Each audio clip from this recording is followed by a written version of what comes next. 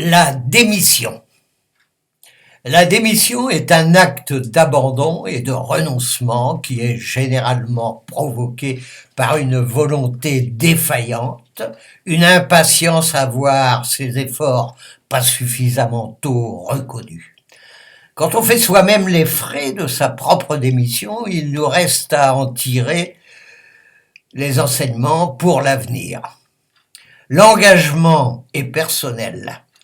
Mais la forme la plus grave de démission consiste à entraîner par sa propre faiblesse des conséquences irréparables pour son prochain.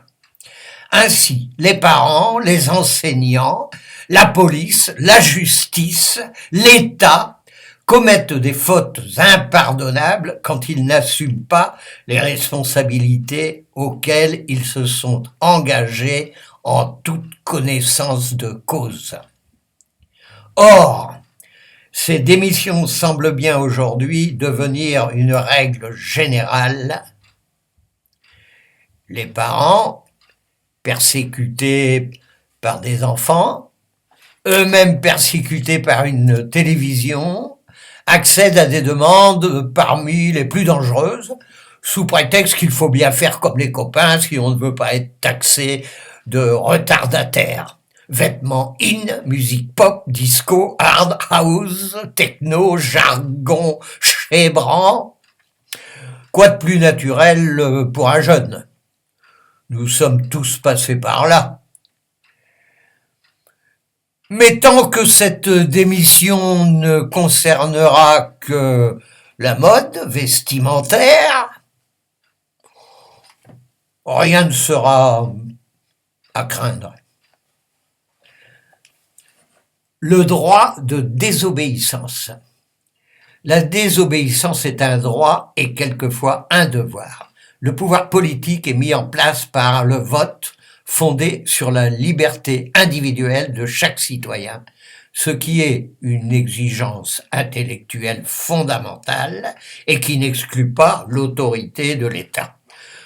Je refuse d'obéir à un État qui bafoue les principes moraux, qui méprise mes droits, qui me demande des comptes sans jamais m'en rendre. Je refuse d'obéir à un État déraisonnable, car je ne peux pas abandonner ma propre raison, ma vigilance, ni mon esprit critique. Je me méfie de l'opinion commune. J'ai peur de la foule en délire et de plébiscite que l'esprit du peuple qui finit toujours par avoir raison.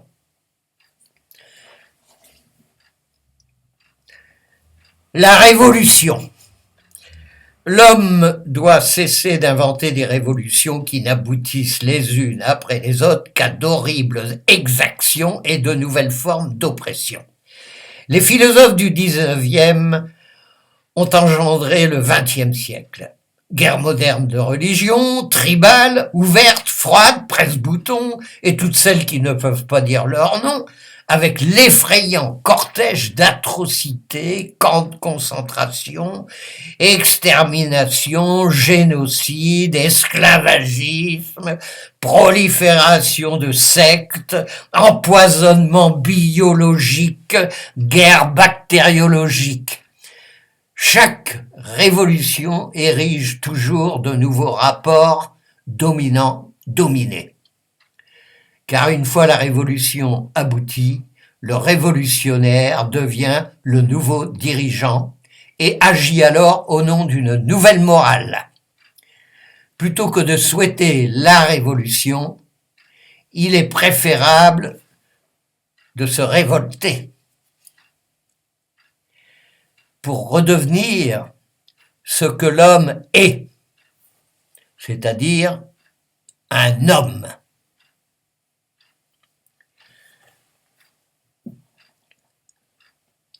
La guerre. Les conflits internationaux sont toujours prévisibles. La guerre qui peut en découler, sans être une fin en soi, a alors lieu par incapacité politique et raison économique. Seulement, ce n'est pas ceux qui la déclenchent qui la font. C'est connu, ce sont toujours les mêmes qui se font tuer. Les gouvernements arbitrent des opérations militaires qui n'ont pas plus de fondement moral que des batailles de chiffonniers et qui provoquent de véritables hécatombes. Une fois engagée, toute guerre devient incontrôlable et ne peut plus cesser que par un désastre économique que les survivants devront encore réparer.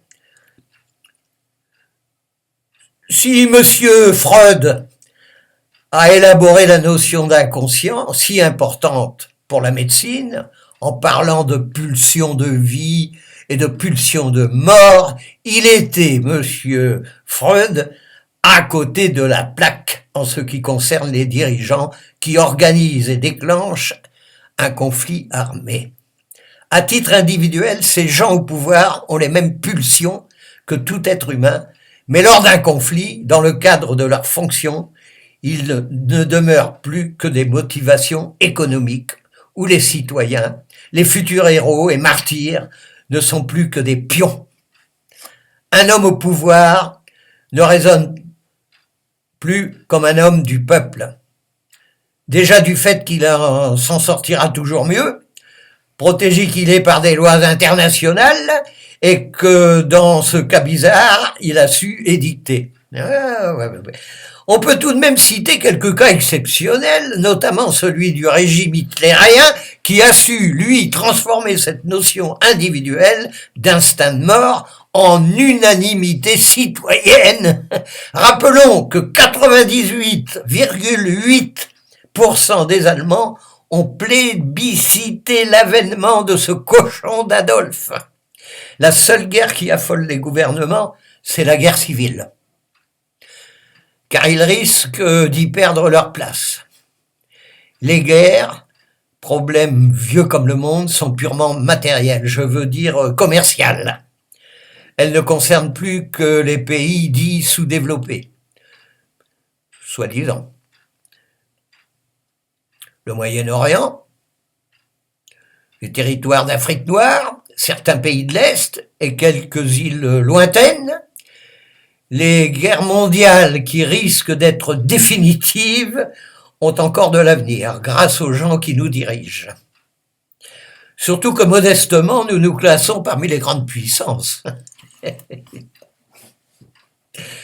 Une de celles qui s'évertuent à dépenser plus d'argent pour leur image de marque que pour ses citoyens. Les techniques de combat sont adaptées suivant les progrès ou les méfaits de la science.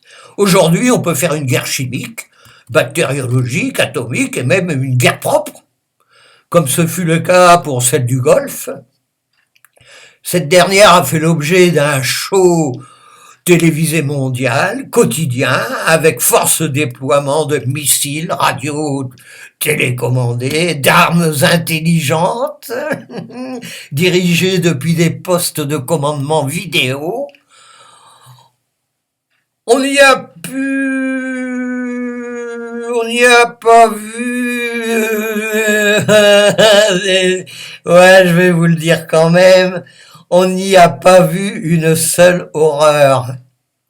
Aucun drame, pas un mort, mais seulement une technique de haute voltige pour une guerre soi-disant virtuelle. Reste à savoir si les téléspectateurs ont cru ce qu'ils ont vu. Voulez-vous mon opinion ? Les peuples ont vu cela comme un feuilleton. Le feuilleton d'une télévision poubelle. C'est déjà oublié, bien oublié. Les peuples ont toujours un temps de retard. Voilà ce qui est dommageable. Pourtant, j'ai toujours pensé que les citoyens ne sont pas plus bêtes que les hommes qui les dirigent. Mais je commence à avoir des doutes.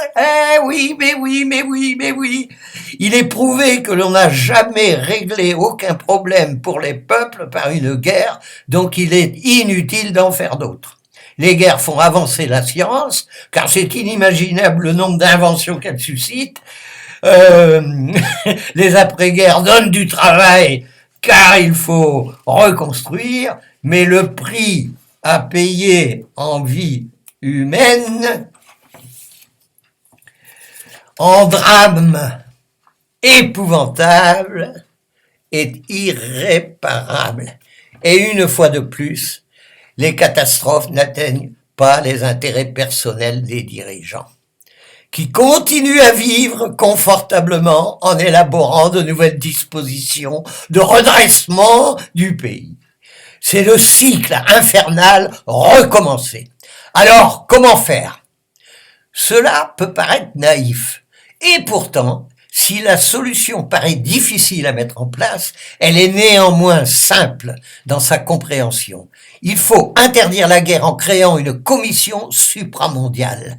De ce fait, tout pays signataire, ou non d'ailleurs, ne pourrait plus engager un conflit armé sans que les autres nations n'interviennent pour juguler la menace ou anéantir sur le champ tout commencement d'exécution. Mais ce n'est pas pour l'an prochain.